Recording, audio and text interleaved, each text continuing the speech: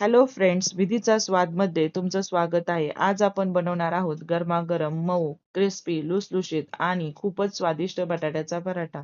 हा पराठा नाश्त्यासाठी, डब्यासाठी किंवा संध्याकाळच्या स्नॅक्ससाठी एकदम परफेक्ट आहे.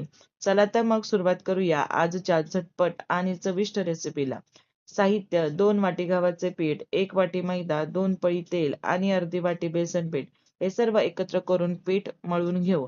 बटाट्याच्या भाजीसाठी लागणारे साहित्य: 3 उकडलेले बटाटे खिसून घेतले, अद्रक लसूण पेस्ट 1 चमचा, जिरे पावडर अर्धा चमचा, धना पावडर 1 चमचा, थोडीशी कोथिंबीर, लाल मिरची पावडर अर्धा चमचा, हळद पाव चमचा, ओवा अर्धा चमचा, कसुरी मेथी 1 चमचा, लसूण हिरव्या मिरचीचा ठेचा 1 चमचा.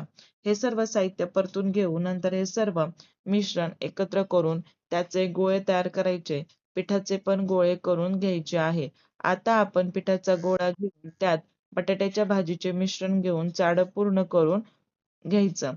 पोलपटवर मैदा स्प्रेड करून घ्यायचा आणि मग जाडं ठेवून हलक्या हाताने लाटून घ्यायचं. जर मिश्रण ओले असेल तर त्यात ब्रेड क्रम्स अथवा बेसन पीठ मिक्स करायचे. त्यामुळे मिश्रण सुके होईल. किंवा फ्रीजमध्ये मिश्रण ठेवून द्यायचे. मिश्रण आणि पिठाचा गोळा जास्त घट्ट अथवा लूज नसावा. दोघांची कन्सिस्टन्सी समप्रमाणात असावी. पराठा लाटून झालाय. आता तव्यावर थोडा तेल किंवा तूप टाकून पराठा भाजून घ्यायचा आहे.